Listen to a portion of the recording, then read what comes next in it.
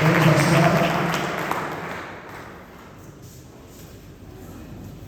Dieu nous bénisse. Que Dieu nous bénisse. Amen. Alors nous allons prendre rapidement Luc chapitre 14. Luc chapitre 14.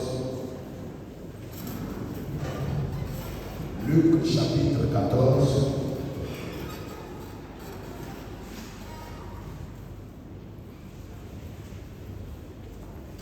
Nous allons lire à partir du verset 15.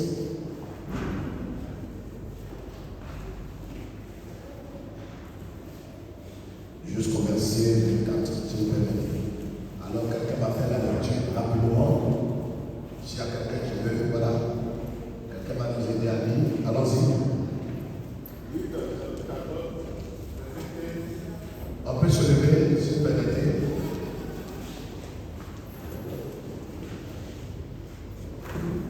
Oui, Luc chapitre 14, verset 15. Un de ceux qui étaient à table, après avoir entendu ces paroles, dit à Jésus: Heureux celui qui prendra son repas dans le royaume de Dieu. 16. Jésus lui répondit: Un homme donna un grand souper, et il invita beaucoup de gens. À l'heure du souper, il envoya ses serviteurs dire aux conviés: Venez, car il est déjà prêt. Mais tout, unanimement, se mit à s'excuser.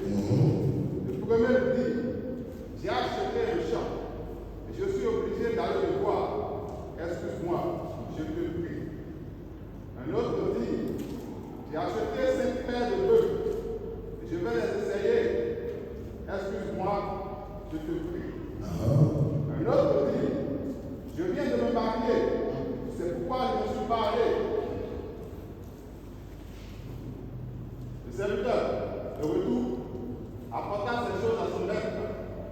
Alors le maître de la maison écoutait dit à son serviteur: Va promptement dans les places et dans les rues de la ville, et amène ici les pauvres, les estropiés, les aveugles, les boiteux. Le serviteur dit: Maître, ce que tu as ordonné a été fait, il y a encore de la place. Et le maître dit au serviteur: Va dans le chemin et le long des haies. Et ceux que tu trouveras, contrains-les d'entrer. Comment? Contrains-les d'entrer. Et dis quoi? Contrains-les d'entrer. Afin que ma maison soit remplie. Afin que? Ma maison soit remplie. Afin que? Ma maison soit remplie. Allez-y. Car, je vous le dis, aucun de ces hommes qui avaient été invités ne goûtera de mon souper. Amen. Veuillez vous asseoir. Dieu nous bénisse. Voici la parole de Dieu pour nous ce matin. C'est une parole que nous avons entendue. Ça fait assez de minutes.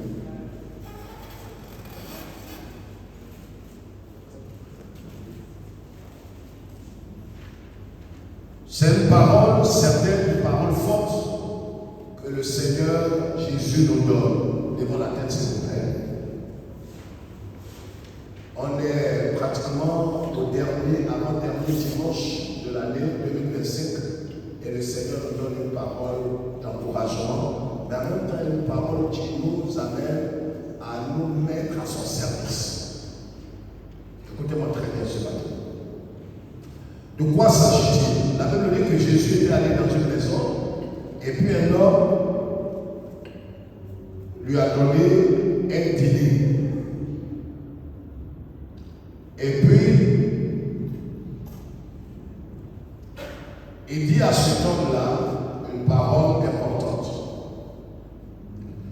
Il dit, quand tu invites un homme à manger, n'invite pas seulement tes amis, mais invite même ceux qui ne peuvent pas en retour te remettre ou te donner quelque chose. C'est-à-dire, nous, ce que nous avons l'habitude de faire, on invite nos amis qui, eux aussi, à leur tour, un jour, peuvent nous inviter à manger. Mais Jésus dit, ce n'est pas de cette façon-là qu'on doit exprimer notre amour, exprimer notre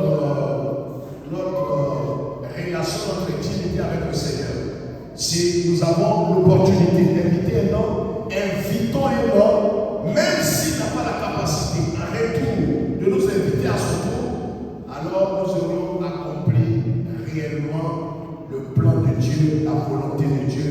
Nous aurions manifesté l'amour insurmontable de Dieu envers cette personne. Donc le tout ne suffit pas de faire du bien à celui qui a la capacité de faire du bien. Est-ce que je vais faire quoi? Si je fais du bien à quelqu'un qui, c'est comme après le culte, on a l'habitude de se saluer, mais très souvent, on se salue entre nous, nous qui nous connaissons. C'est-à-dire, je vais vers mon frère, on est dans le même département, on est dans le même groupe musical, quand on a fini, je le salue. Lui aussi me salue chaleureusement. Et puis, il y a quelqu'un qui est venu pour la première fois, on n'a pas ce sentiment-là d'aller vers lui, on le salue peut-être du bout des doigts, mais on ne le salue pas chaleureusement. On ne le salue pas avec amour, avec compréhension. On le salue juste, peut-être pour ne pas qu'il se sente peut-être isolé, mais on ne le salue pas comme on salue les frères qu'on connaît. Est-ce que je parle à quelqu'un? Et Jésus nous dit que si vous saluez ceux que vous connaissez, vous n'avez rien fait d'extraordinaire. Si vous pardonnez à ceux qui vous accordent le pardon, vous n'avez rien fait d'extraordinaire. Que Jésus, le principe de la parole de Jésus va au-delà de nos principes habituels. Amen. Maintenant, après tout cela, Jésus va raconter une histoire. Il dit un homme a fait un festin, un dîner. Normalement, le dîner, c'est la nuit. Le repas qu'on prend le soir, c'est un dîner. Le dîner, c'est pas seulement quand on se sape en deux papillons et puis on va quelque part à la télévision ou bien quelque part et puis on va manger la nuit. Mais le repas qu'on prend le soir, alors on appelle ça le dîner. C'est pourquoi écoutez bien ce que je vais dire ce matin. Écoutez très bien. Vous savez, il y a un temps pour toutes choses. Il y a un temps pour toutes choses. Vous voyez que pendant toute cette année 2025, le Seigneur, c'est vrai que l'année n'est pas encore terminée, mais Dieu a été bon, comme l'apôtre Diacola l'a dit tout à l'heure. Il y a des gens qui sont morts, il y a des gens qui ont été accidentés, il y a des gens qui sont actuellement où je parle, où nous sommes ici. Il y a des gens qui sont dans un état piteux, dans un état de convalescence, de maladie grave. Ils ont l'argent, mais ils auraient voulu avoir la santé. Il y a des gens qui sont plus nantis que nous. Il y a des gens qui ont pratiquement tout, mais ils n'ont pas la paix que nous avons. C'est une grâce de Dieu d'avoir le peu que nous avons, surtout quand vous avez Jésus, vous avez pratiquement tout. Et pensez que vous avez quand tu as Jésus, dans ton cœur, tu as pratiquement tout. Tu as l'essentiel de la vie. Ce que nous cherchons, toi tu l'as gracieusement. C'est pourquoi, pour tout ce que le Seigneur a fait pour nous et a fait de nous et a fait en nous, nous devons avoir une reconnaissance envers Dieu.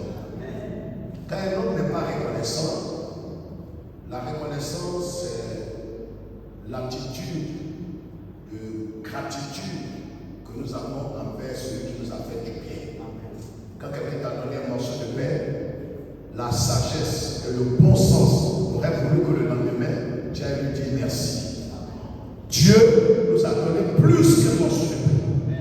Il nous a renouvelé le souffle de vie. Ça veut dire, j'ai l'habitude de dire que chaque nuit nous mourons et puis le matin nous ressuscitons. Chaque nuit on meurt et le matin Dieu nous refait. C'est un miracle de Dieu.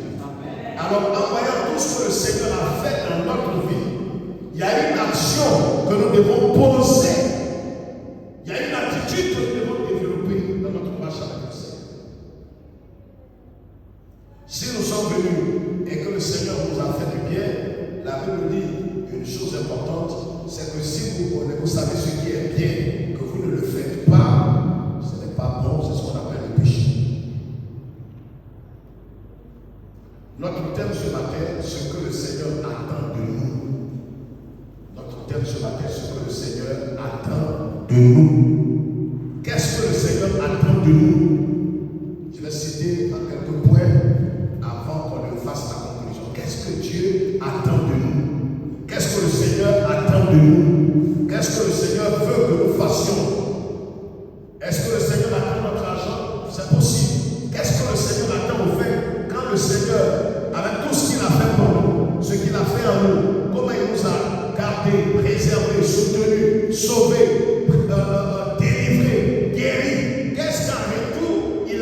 attend de nous. Amen.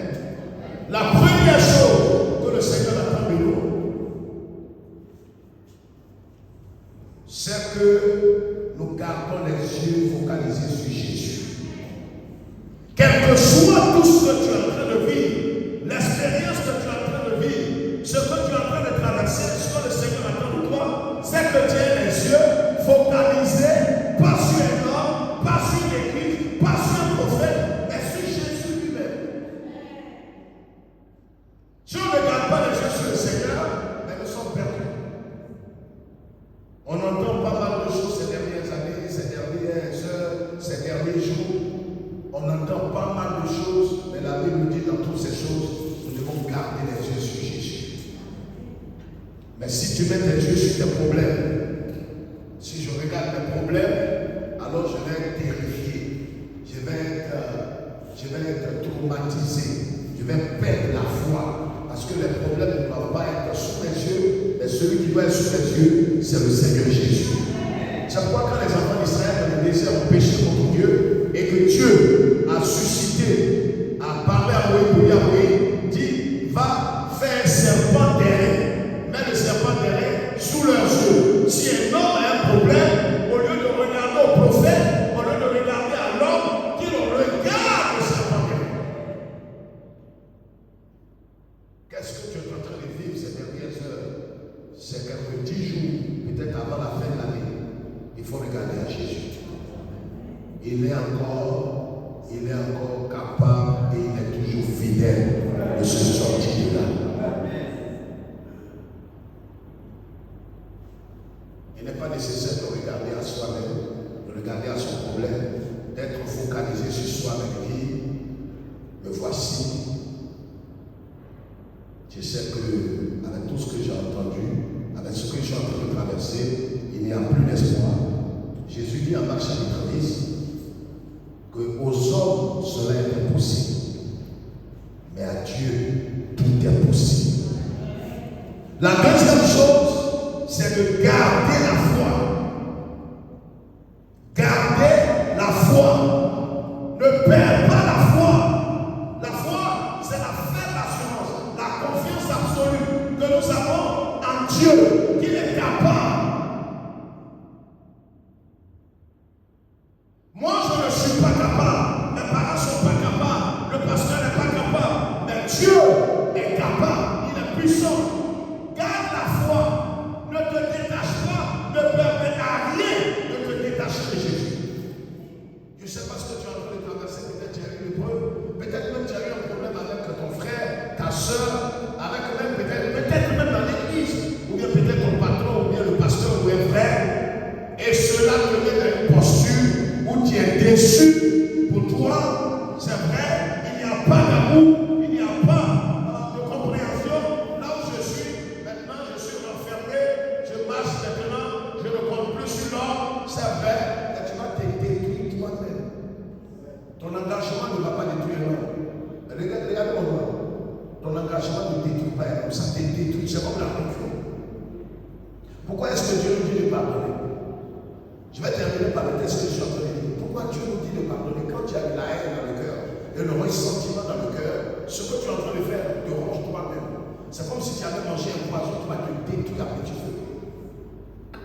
Qu'un homme t'a fait quelque chose, la parole de Dieu révèle que si lui-même ne reconnaît pas la faute, si c'est ton mari, c'est ta femme, c'est ton patron, c'est un frère, il ne reconnaît pas la faute, toi va vers lui.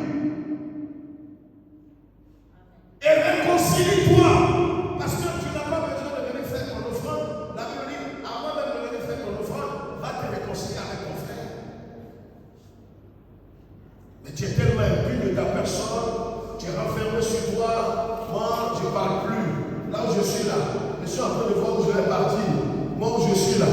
En tout cas, moi, rien ne me dit quelque chose. En tout cas, l'année n'a pas fini. Mais tu es un hypocrite. Tu es un hypocrite. Et puis tu es malhonnête.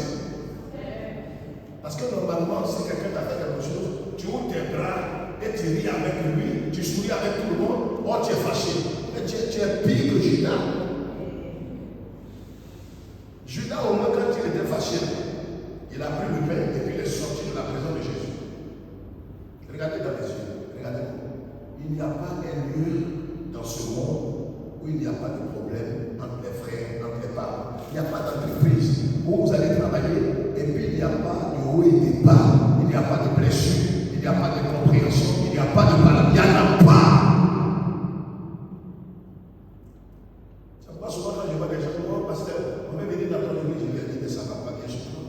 Ça ne va pas bien dans ta tête, ça ne va pas. Et regardez même dans la vie, on a envie, certaines familles bien reçues, bien bâties, quand on regarde la famille du tronc, on dit, ah, Seigneur, si j'étais né dans la famille du tronc, mais tu seras en train de vous chasser par les terroristes.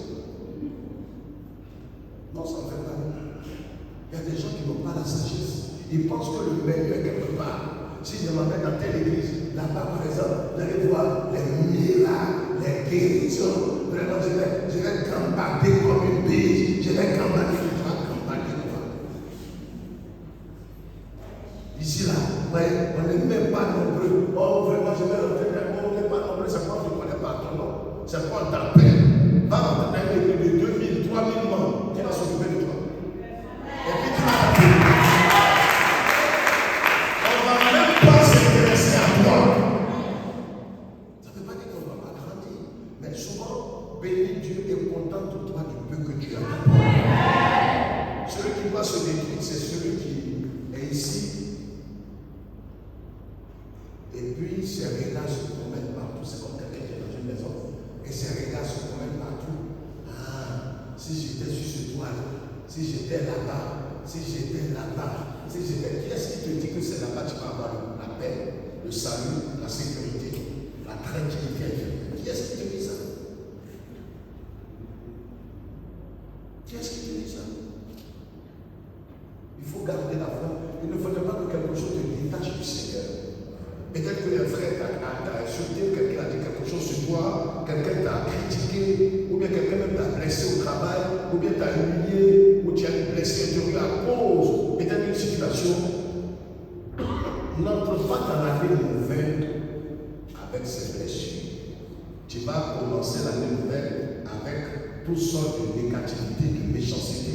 Et l'année sera salie à cause de ce que tu as vécu. Regardez par exemple les mamans. Pourquoi est-ce que quand une maman veut préparer, bien n'importe qui même veut préparer, on a préparé à la veille, on a mis du riz, on a préparé du riz, on a fait tout, et puis qu'est-ce qu'on a fait? Il y a dans la marmite se trouvent les pots de riz.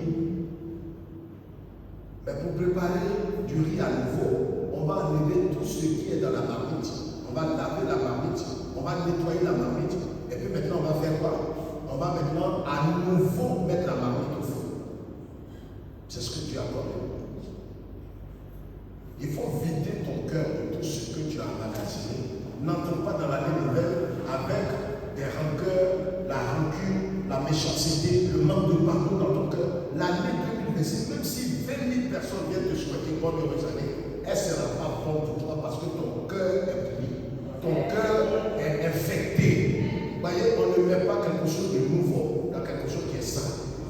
C'est pas ce matin ce que le Seigneur attend de toi. Il faut que tu gardes la foi. Il ne faudrait pas que quelque chose vienne infecter ton cœur. Quelque chose vienne pourrir ton intérieur. On va même te souhaiter bonne heureuse année, gloire à Dieu, que Dieu te bénisse, longévité, tant, mariage, bonheur. Mais ça ne va pas te réussir. Parce qu'en vérité, à l'intérieur de toi, tu n'es pas honnête. Pour quelque chose qui s'est passé, on t'a demandé pardon, mais tu as gardé. Tu n'as pas pardonné. Tu prends tes distances, tu es parmi nous, mais tu n'es plus des nôtres. Quand c'est comme ça, tu n'es plus, je vais dire, c'est de la malice, et puis c'est un manque d'honnêteté. Et c'est toi, regardez ici, quand vous avez quelque chose contre quelqu'un, nous tous on a vécu. Quand vous avez quelque chose contre quelqu'un, vous aurez voulu que la personne meure, que quelque chose de malheureux arrive à la personne, et puis quand vous le trouvez sur une grande surface, peut-être à son conseil, et il est grand, il est pris, il est heureux, il marche comme ça, il a un chariot au sac, il fait mal. Tu aurais voulu entendre des mauvaises nouvelles. Tu aurais voulu entendre qu'il est mort, il a fait un accident. Mais quand il te voit entre toi, il t'a fait du mal et il n'a pas pardonné, il n'a pas demandé pardon, mais c'est lui qui prospère. Pourquoi? Parce que tu es méchant, tu as gardé et tu l'as embrigadé dans ton cœur. Donc toi, tu régresses pendant que lui il progresse. Donc en vérité, entre vous deux là qui souffre, c'est toi qui souffres. Maintenant c'est toi qui l'as enfoncé. D'abord tu n'as pas libéré ton cœur, tu régresses. Est-ce que je parle à quelqu'un ce soir? C'est le principe de la vie. C'est pour ça que le message de l'évangile nous demande, même si la personne n'a pas demandé pardon, regardez Jésus à la croix. Jésus était à la croix et il dit, Père, pardonne à tous ces hommes qui m'ont crucifié, pardonne à tous ces hommes qui m'ont insulté, pardonne à tous ces hommes qui m'ont balafré. Ils m'ont fait du tort, mais moi je te demande pardon pour eux. Jésus n'a pas attendu qu'il descende de la croix. Non, parce que ce que tu dis, je veux bien comprendre, mais tu vas la douleur encore fraîche. Et la douleur de Jésus a été fraîche, et puis il pardonne. Parce que le problème du pardon, regarde-moi, le problème du pardon, c'est une puissance qui lui laisse celui qui a été offensé. Quand tu as été offensé, c'est pas facile. Je n'ai pas dit que quand on t'a insulté, on t'a traité de moins que rien, on t'a banalisé, on t'a humilié, alors tu vas pas sentir. Non, tu vas sentir. Mais il faudrait que tu rentres en toi-même pour dire, si Jésus m'a pardonné, moi aussi je t'accorde la pardon. C'est pas que c'est facile, mais je pardonne pour que moi-même, pour que moi-même je sois libre, pour que moi-même mon cœur ne soit pas infecté, pour que mon cœur ne soit pas détruit. La troisième chose, c'est de rester intègre, entier. Il faut rester entier. C'est pourquoi Genèse chapitre 17, verset 1, Dieu dit à Abraham, marche devant ma face et sois intègre.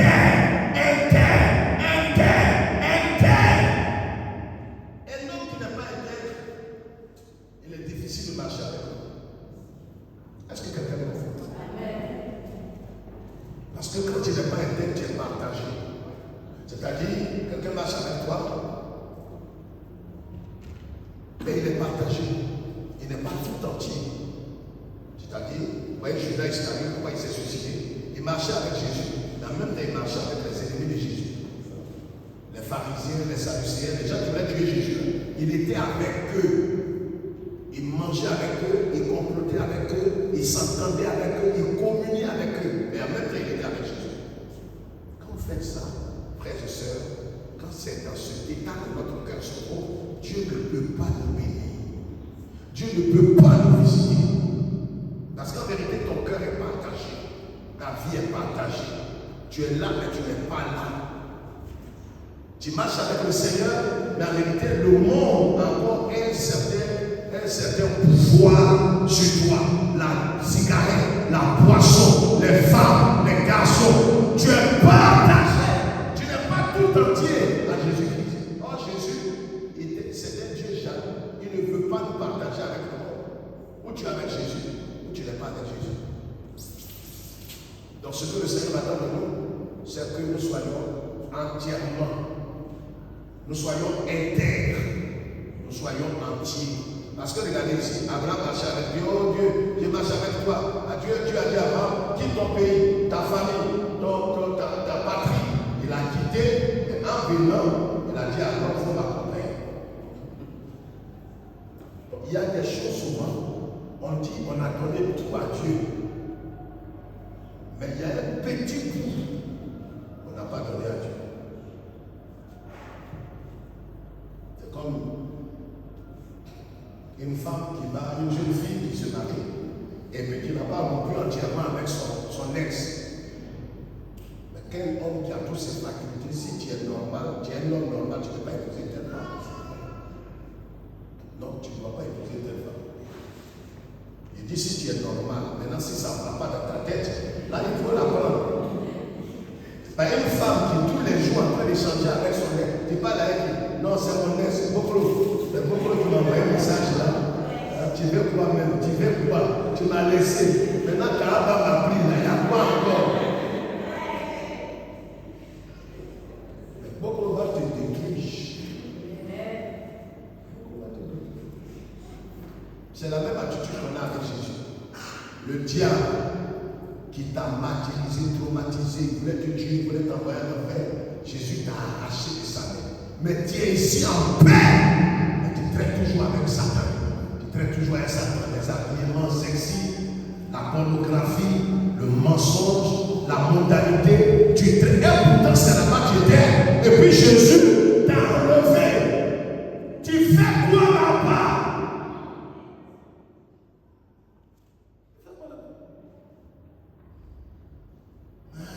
Si on est chrétien, on ne va plus au cinéma, on va quitter les cinéma. Donc si on est chrétien, on ne peut pas. Ça veut dire ça veut dire qu'on ne peut pas venir à qui tu es. À qui tu es. À qui tu es.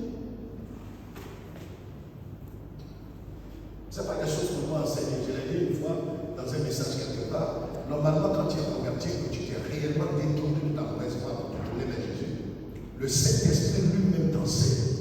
Il te montre ce qui est bien et ce qui n'est pas bien. Mais si toi tu dis que tu as le Saint-Esprit et que tu ne t'habilles pas bien, tu ne te vêtis pas, on n'a pas de payer les habits chers. Non. Il est question de s'habiller modestement, simplement, sagement. Mais tu ne peux pas t'habiller, on va voir ta nudité, tes seins, tes fesses, on va voir des choses, ton soutien, ou bien ton caleçon comme les jeunes gens vont te dire, et puis son caleçon, tu es un délinquant ou bien quoi? Tu es un délinquant. Tu es un délinquant. Sois intègre. Si j'appartiens à Jésus, sois intègre. Est-ce qu'il y a un homme normal qui veut avoir sa femme avec deux personnes, avec un autre? Non. C'est pourquoi on a dit l'homme quittera son père et sa mère et s'attachera à sa femme. Et la femme aussi, il n'y a pas une femme qui veut son mari pour une autre femme. Il y en a. Les femmes mariées. Vous appréciez ça? Je n'entends pas. Je vous pose la question à répondre. Faites ta bouche comme si tu dis pas non, qu'il te soit frère. Alors, Dieu envoie une femme, tu vas partager ton mari avec toi. On pose la question. Non, mais Madame Diabo, ça tu as dit pour toi-même. Les choses qui sont ici, là, chacun dit pour elle-même. C'est individuel. Il ne faut pas collectif. Est-ce que là, mari, c'est ton mari? Alors, voilà ton mari. Quand tu ne veux pas le partager avec ton frère, c'est ton frère. Jésus ne veut pas le partager avec quelqu'un. Jésus est un Dieu extrêmement jaloux de ce qu'on appelle la jalousie divine.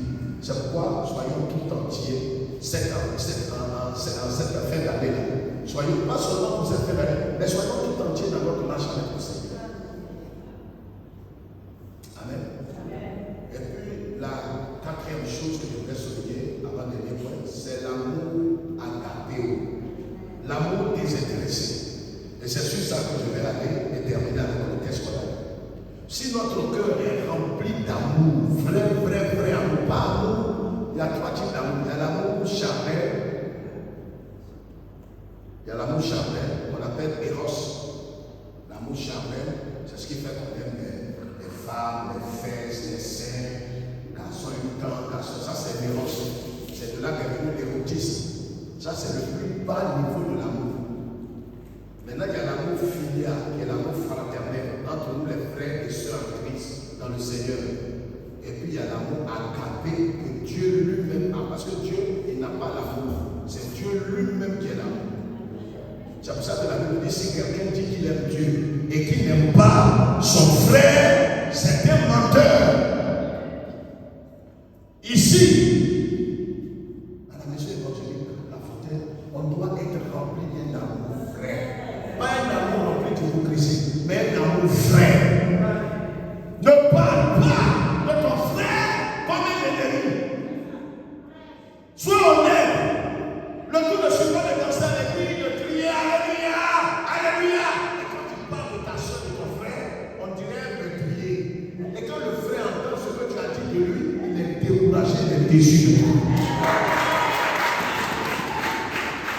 Pendant que nous nous servons d'un amour frère, d'un amour sincère, c'est ce qui va amener les choses. Et dans notre quartier, là où nous vivons, on doit exprimer l'amour de Dieu par notre vie. Parce que la meilleure manière de prêcher l'évangile et la meilleure campagne d'évangélisation, c'est de ne pas aller crier yo, c'est bon. Et souvent, ça n'entend personne. Quand vous avez l'occasion de le faire, il faut le faire. On peut prendre le microphone et aller parler. Mais notre vie là où tu vis là, fais en sorte que quelqu'un puisse aimer ton Jésus. En lui exprimant l'amour. Il a crié sur toi, il a fait tant, il a critiqué, il a fait. Toi, tu lui rends service. Même il t'a traité moins que rien. Mais l'amour que tu lui exprimes va le gagner à Jésus. Est-ce que quelqu'un comprend ce que je veux dire? C'est ce qu'on appelle les fondamentaux de l'évangile. Ça, c'est la racine de l'évangile. Si on n'a pas l'amour véritable, on n'a pas l'amour vrai, on n'est pas en train de nous aider les uns les autres, à un certain moment, il nous sera difficile de marcher ensemble. Je parle de l'amour vrai. L'amour inconditionnel. La Bible appelle l'amour inconditionnel. L'amour que Dieu a pour nous est un amour. Ça dit, malgré notre méchanceté, Dieu nous aime. Dieu ne nous aime pas par rapport à quelque chose. Dieu ne nous aime pas parce qu'on lui donne l'argent. Dieu ne nous aime pas parce que nous venons dans sa présence. Mais lorsque nous étions encore des païens, Dieu nous avait déjà aimés. Donc quand tu aimes quelqu'un pour son argent, pour sa beauté, pourtant ce n'est plus l'amour que Dieu a. Ça c'est un autre amour. Est-ce que je te fais comprendre? Quelqu'un a compris quelque chose?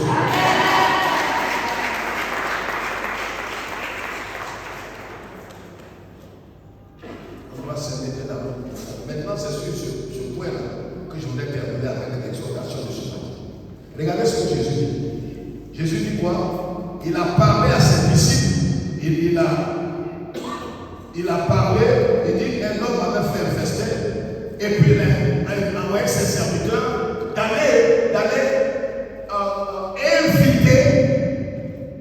aller chercher ceux qu'il avait invités. Quand ils sont arrivés le premier jour, ils ont trouvé un premier. Il y a la tête. Je vais vous expliquer rapidement et pour rappeler. Si notre cœur, regardez-moi ici, si notre cœur n'est pas rempli de l'amour de Dieu, d'abord nous-mêmes nous serons déçus, découragés à un certain moment de la marche. La deuxième chose est que nous ne pourrons pas servir le Seigneur. Parce que quand vous parlez de Dieu à quelqu'un, vous lui montrez l'amour de Dieu, vous lui avez donné même de l'argent, il avait fait, vous lui avez donné, vous lui avez fait tout cela, et son transport. Mais jusque-là, il n'aime pas Dieu. Si vous n'êtes pas l'amour vrai dont on parle, est passé. Quand vous aimez quelqu'un, vous aimez une personne, de l'amour de Dieu vous est passé. On va dire non, trop c'est trop, parce que pour moi, c'est trop maintenant. Le trop c'est, je ne peux plus. Il n'y a pas l'amour de Dieu. Regardez, depuis qu'on est né, jusqu'à certains, Dieu les attendait comme ça. Il est sur Dieu est sur son trône, et puis il les attend depuis 35 ans. Sa mère comme ça. Toi, tu passes sa mère, tu passes, tu es dans les grands dans fétiche, dans mensonge, mais sa mère restait comme ça jusqu'à tu aies 35 ans. Non, il faut écouter là. Tu ne mets pas où le dire. Sa mère, comment Dieu peut mettre sa mère? C'est comme je mets ma mère là. Et puis mon frère vient, passe. Ma mère là, il voit, et puis tu salues pas, il faut passer. L'autre aussi vient, viens frère. Et puis venez madame, venez. Est-ce qu'il me salue? Et tout se voit ma mère. Mais maintenant, mettez-vous dans le contexte. Ce matin, en tant que pasteur, conseiller spirituel de votre père spirituel, je viens ici, et puis la soeur, je tends ma main pour la saluer. Viens, regarde-moi dans les yeux, et puis dépasse-moi. Dépasse-moi. Regarde-moi. Regarde ma main, dépasse. Viens, toi aussi tu dépasses. Qui va être choqué? Le pasteur Yacoub va regarder le Mon conseiller spirituel qui est comme un père pour moi, je l'invite, il tend sa main à cette brebis-là, et puis il refuse le salut. Il sera choqué. Mais maintenant, projetons ça sur Dieu. Comment Dieu tend sa main pour te recueillir? Toi, tu ne le fais pas.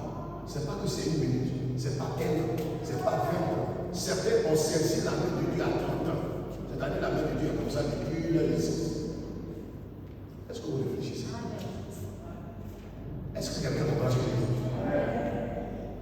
Ça fait mal, mais ça fait pas mal. Ça fait? Répondez-moi, ça fait quoi? Maintenant, peut-être que tu ne comprends pas. C'est comme assez. Un jeune homme ici, il aime une sœur. Il va voir la route, il dit à vraiment la soeur, il dit ah, ma fille, Léocadie, mais Léocadie, actuellement on a renvoyé de l'école. On a renvoyé de l'école. Il dit ah, papa, je vais payer sa scolarité, je travaille, je ramasse les premiers sur aide-maçon. Il y a eu 200 000, il faut payer son école. Après, tu as pris l'argent, il s'en va voir Léocadie, il paye l'école. Écoutez bien ce que je dis, et puis on va terminer. Vous allez voir la méchanceté qui est dans notre cœur. Même quand on danse, on prie, on donne notre argent, mais on n'aime pas Dieu. Et le frère Ali qui va vers Léocadie pour dire ah, Léocadie, ce qui était dit depuis jamais. Oh, fous-moi le camp, tu n'es pas mon genre. Mais pendant ce temps, Ali, discrètement, sans même faire savoir à Léocadie, en train de payer son école. Léocadie croit qu'elle a réglé l'école. Tiens, mais qui a payé? On dit ah, c'est un anonyme, c'est quelqu'un qui a payé de faire 10 ans. On coupe le courant de chez ses parents. Ali vient donner l'argent parce qu'on dit qu'il faut donner. Ils vont payer le courant de son papa. On paye le courant. On coupe l'eau. Il n'y a pas de nourriture, il donne ça de riz. Mais le travail qu'il fait là, c'est plus que le travail de Bella. Ça ne fait pas les passer. Et dans tout ça, Léocadie ne veut pas du jeu. Parce qu'elle rêve d'avoir un homme qui a une voiture, ou de voir quelqu'un qui ramasse les briques, qui ramasse les planches, qui est sur les chantiers. C'est la même attitude que nous avons vis-à-vis de Jésus. Malgré tout ce que le Seigneur fait, nous n'avons pas Dieu pour lui. Notre cœur n'est pas porté sur lui. Nous ne l'aimons pas comme il nous aime. C'est-à-dire que Léocadie n'aime pas Ali comme Ali l'aime. C'est la même chose. Léocadie est l'image de l'église. Jésus est là comme l'homme. Il nous sert. Il fait le sacrifice. Mais on ne l'aime pas. Il n'y a rien qui fait plus mal que ça. Et ce qui va faire plus mal, c'est de savoir que moi, le pasteur Yacob, à travers ses aventures, lui dit ah, mon fils, allez, viens voir. Bon, Léocadie s'est marié. Léocadie s'est marié. J'ai tout fait. Léocadie s'est marié. On fait ça ce samedi, et le samedi sur le prochain, et ce sera le mariage. Encore. Donc vous allez voir que Ali, malgré la nouvelle, il continue d'aimer Léocadie.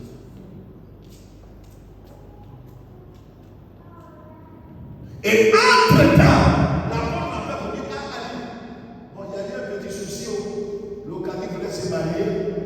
vraiment dans la tête est gravement malade. Le peu d'argent qu'Ali a, prend pour aller donner à ses parents pour aller hospitaliser Léocadie. Est-ce que vous croyez à ce amour-là? Il n'y a pas quelqu'un qui va dire pour là, il ne faut même pas dire amen. C'est cet amour-là que Jésus a pour nous. Amen. Pendant que lui se sacrifie pour nous, nous là on l'aime. On est en train de dire, mais si tu es vraiment vivant, tu m'aimes. Et mon mariage, et ma santé, et mon travail, et c'est quoi le bon tu as fait pour moi-même.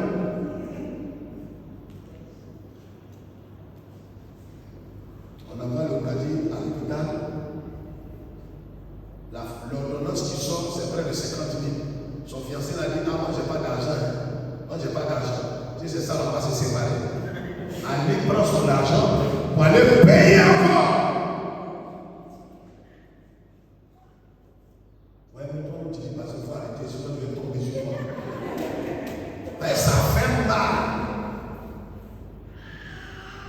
Léocadie soit de l'hôpital, mais c'est pas qui a payé tout ça. On lui dit que ah, ton fiancé est fâché. Il a dit que s'il tombe malade, on ne va pas te laisser. Tu dis, mais qui a payé les ordonnances? On dit c'est Ali. Ali a dit près de 200 000 francs. Ali est bête. C'est quoi? Et puis regardez comment Léocadie parle. C'est quoi il veut même Ali? Je ne sais pas, amour là, est-ce que c'est forcé? Tu même ne t'aimes pas, laisse la vie pratique. Tu sais, toi, c'est quel amour? Amour, si on t'argent, tu es collé sur moi. Et tu as dit non, que je ne t'aime pas, Ali. Je ne t'aime pas, je ne t'aime pas, je ne t'aimerai pas. et t'aime.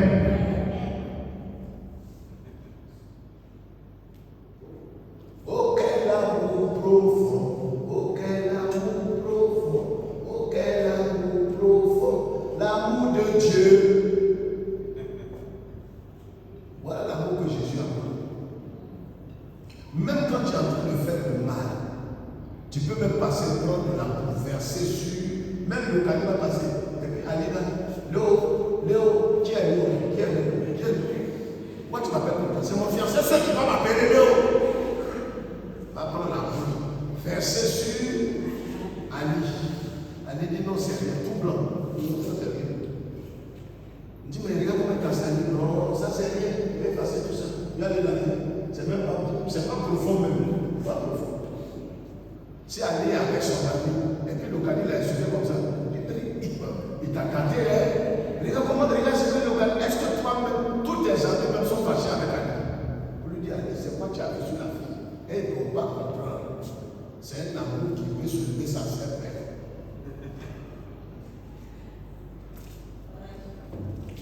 C'est l'amour-là que Jésus a eu. C'est cet amour-là qui, avec Jésus, a dit, allez dans les hameaux, dans les villages, allez parler de ma part, donnez-leur mon amour, présentez-leur mon amour. Ils sont allés, ils disent, ah, le maître dit, il a fait un dîner, il vous invite à manger. Et tous, le premier est venu, il a dit, qui nous invite? Ils ont dit, ah, c'est le roi. Ils ont dit, mais moi, dis au roi que je ne peux pas aller. Que je viens d'acheter 5 bœufs, je vais les essayer. Mensonge. Tu as acheté bœuf, on dit que c'est dîner, c'est la nuit. Si tu as acheté bœuf matin, quelle histoire d'aller essayer la nuit? Quand quelqu'un ne veut pas de toi, là, le cadet là-bas, regardez à lui, je dis, non, tu sais, l'une des choses qui m'énerve sur toi, c'est que tu es grand, tu es long. Je n'aime pas les gens longs. Donc, Ali n'a pas fait quoi? Il n'a qu'à diminuer sa tête. Est-ce qu'il peut diminuer sa tête?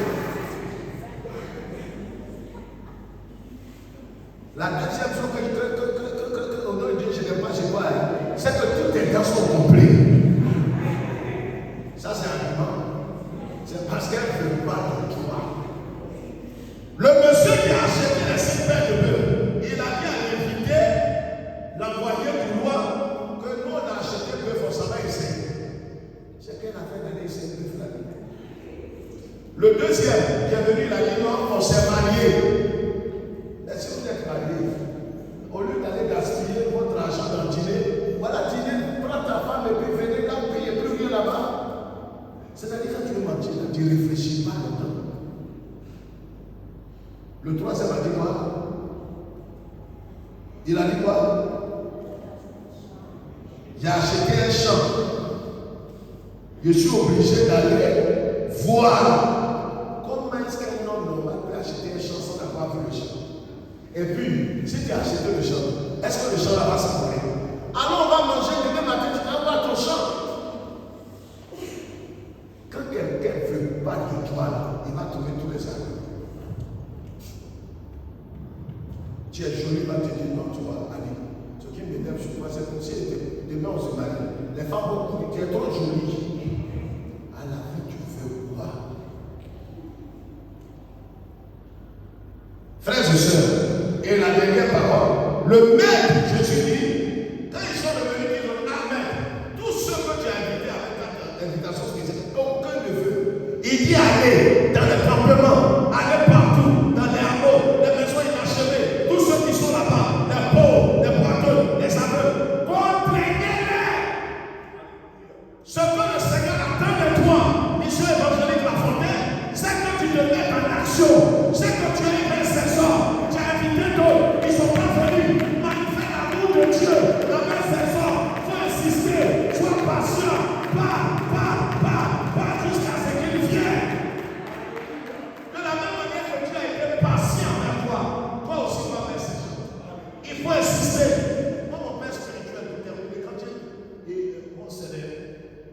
c'est des chrétiens des assemblées de Dieu, ce qu'on appelle la jeunesse estudiantine, qui nous ont évangélisés, qui m'ont évangélisé en 1979. Ils étaient très jeunes, j'allais à l'école, et ils sont venus, ils ont prêché là-bas, j'ai donné mon cœur au Seigneur. Mais quelques temps après, j'ai commencé à me refroidir, mais mon père spirituel, celui qui me suivait. Souvent, un dimanche comme ça, demain matin, je me lève. Quand je le vois venir, je prends mes habits, mes kakis là, je mets dans l'eau. Et dis, grand frère, je suis en train de laver mes habits. Et puis, par là, il faut qu'il lave tout ça. Il dit, il faut laver. Tu vas t'aider, et puis on va partir. Quand tu as vu l'amour que Dieu a manifesté pour toi, tu dois être patient avec les autres. Il va t'aider à laver ton kaki. Il s'est fini, il n'y a plus rien d'autre. Alors, ça t'énerve, tu dis bon. Regarde, fais-toi. J'ai pas de pantalon. Il dit non, Dieu n'a pas de pantalon. Alors tu l'autres. Alors tu l'autres, on va dire. Quand tu as porté culotte, à la fin, tu dis non. Grand frère. Et quand on va aller, quand on fait au fond, c'est quoi Dieu donné? Il dit, allez, à cette époque, les années 180, il y a 500 francs, 200, il y a là-bas, tu vas au fond. Tu cherches après l'autre. Il y a maintenant, quand on va finir, quand on va finir tout là. Et c'est quoi j'ai mangé? Il dit, voilà 500 francs, manger là-bas. Tu n'as plus d'argument, vous allez partir à l'église. Est-ce que nous, là, nous sommes prêts à être patients? Parce que Jésus a dit, quand les premiers sont venus à la cour, à Diabo, on est allé à Benjamin, on est allé à la rivière, on est allé partout. Les gens sont introduits, quand on parle, il ne veut pas nous écouter. Toi, c'est comme ça que tu étais. Moi, au moins, je n'ai plus prêché. Il n'y a plus prêché. Non. Je viens à l'église de la prêche. Toi, c'est ok. À l'église de la prêche, les gens sont introduits dans ce quartier. Le feu de Dieu n'a pas tombé sur un air. Le feu de Dieu, qu'a fait de Dieu? Si c'est le feu de Dieu, il y a longtemps, toi et ta famille, c'est n'importe quoi. Feu de Dieu, tu les as mis comme ça. Toi, tu as mis combien de temps pour mettre à Jésus? Même quand tu es venu là, tu avais un pied au dehors, un pied dans Jésus.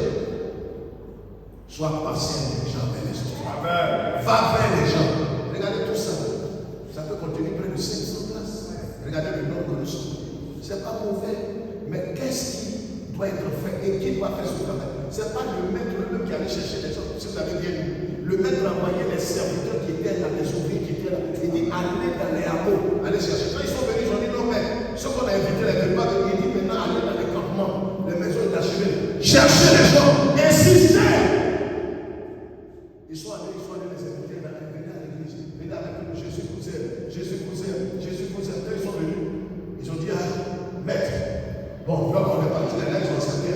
Donc, le bal, le temple, le bal, tout est rempli. Mais reste rempli. Ils sont d'accord. C'est Jésus-Christ qui raconte l'histoire. Ça veut dire que ce que le Seigneur attend de nous, après avoir gardé la foi, après avoir été intègre, après avoir développé l'amour, si réellement cet amour est en nous, on ne peut pas rester là comme ça dans la présence de Dieu sans le servir. Tu es un hypocrite. L'amour que Dieu a manifesté pour toi, restez là, sans rien faire. On ne pourra pas, tu es malhonnête, tu n'es pas honnête. Quand quelqu'un a manifesté l'amour de Dieu avec toi, manifeste ça avec quelqu'un d'autre. Parce que ce qui nous reste, c'est de servir Dieu. Pas forcément d'être pasteur, d'être évangéliste, d'être apôtre, mais on peut être dans l'église. La meilleure façon de servir le Seigneur, c'est de voir que ce que tu as goûté qui est bon, va chercher les autres qui vont goûter aussi. Mais si vous êtes là, et qu'on reste là, toujours les mêmes noms, on chante entre nous, on danse, on crie, on s'émotive, ça sert à quoi? À la fin, ça décourage les autres. Combien parmi nous sont venus avec un invité ce matin? Est-ce que ça c'est le travail du pasteur et de sa femme? Non. Le mec là, il était à la maison, il a dit allez les chercher. Il ne faudrait pas que ça va aujourd'hui à 90%. Lui il a cherché l'argent de sa femme, ils ont construit ce temple par la plus grâce de Dieu. Maintenant, vous, ce que vous devez faire quand vous êtes venu, c'est d'aller chercher les gens. Si vous ne pouvez pas faire ça, on ne sait pas ce qu'on peut faire. On ne sait plus. On ne sait pas. Si réellement vous avez vu la bonté de Dieu dans votre vie, c'est d'aller prêcher Christ, aller témoigner l'amour de Dieu à d'autres personnes, pour que ces personnes aussi viennent à Jésus. Mais si vous ne pouvez pas faire ça, non, moi mon travail c'est de chanter, moi mon travail c'est de nettoyer le temps, moi mon travail, en tout cas, c'est de faire servir d'homme, faire servir d'homme, faire servir d'homme. Si les gens ne viennent pas, tu vas faire quelque chose. Si les gens ne viennent pas, vous allez chanter pour aller. Soyez honnête avec vous-même. C'est quand les gens viennent, c'est ce qu'on appelle la mission est dehors. Et le ministère est dehors. Nous tous là, on a une mission accomplie. Aller gagner les âmes. C'est quand ils viennent dans le temps que chacun exerce son ministère maintenant. Sinon, nous tous là, on est en mission dehors. On va gagner les âmes. Le trésorier gagne les âmes. Les techniciens gagnent les âmes. Les chants gagnent les âmes. Tout le monde gagne des âmes. Quand on arrive dans l'église, chacun va faire son ministère. Celui qui est chant va chanter. Celui qui est servi va servir. Celui qui est protocole va être protocole. Celui qui est intercesseur. Et moi, mon travail, c'est d'intercéder. Allez sur le terrain. Tu es marionnette. Qui n'a pas aller sur le terrain. Toi, tu intercèdes. Ton intercession, là, prends ça pour aller chercher les gens. Prends ça pour aller chercher les gens. Il ne faut pas être un poltron, un peureux. On va chercher les gens et c'est toi. Tu vas intercéder vous-même. Quand ils ont fait ça, à la fin, la salle était pleine, Dieu et pu le mettre en ligne maintenant. Le reste, c'est le mec qui a fait le repas. Et le repas, là, c'est le symbole de la parole de Dieu. Il y a un qui va donner la parole de Dieu. Mais les autres, on va aller chercher les morts. Ce matin, Église, mission évangélique à la frontière. On a une grande responsabilité. C'est d'aller faire quoi? Aidez-moi. Allez faire là. Au dehors, là, on fait quoi? Aidez-moi, parlons ensemble. On fait quoi au dehors? On dit ça plus fort. Plus fort. On fait quoi au dehors? Dedans, on fait le ministre. Dehors. Dedans. Dehors. Dedans. Qu'est-ce qu'on a fait la mission? On n'a pas fait. On n'a pas fait des poitrons, non. Moi, aller évangéliser. Je ne suis pas un évangéliste. Je ne suis pas un évangéliste. C'est les poitrons qui font ça. Les pieux. Ceux qui n'ont pas Jésus. Parce que nous tous qui avons reçu Jésus, on doit être à mesure de témoigner ce qu'on a reçu à Christ. Ça, au moins, tu peux dire à quelqu'un que Jésus t'aime.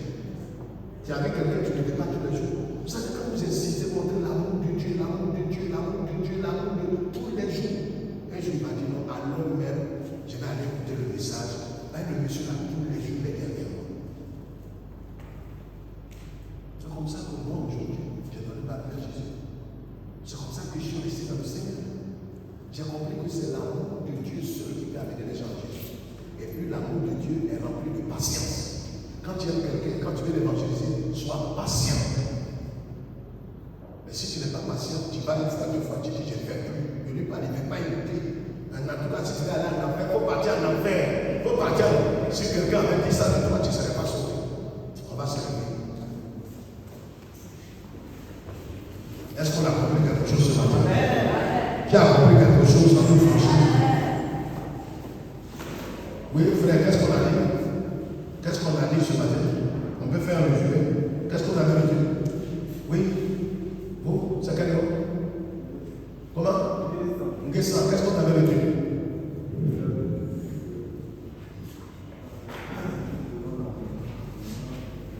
Où est votre Bible? Comment? Non, mais tout le monde a un téléphone. Moi, j'ai 5 Bibles dans mon téléphone. Tu viens dans la maison, il faut venir avec ta Bible papier. D'accord? Tout le monde a Bible dans son téléphone. Donc, oui, allez-y. Qu'est-ce que vous avez dit?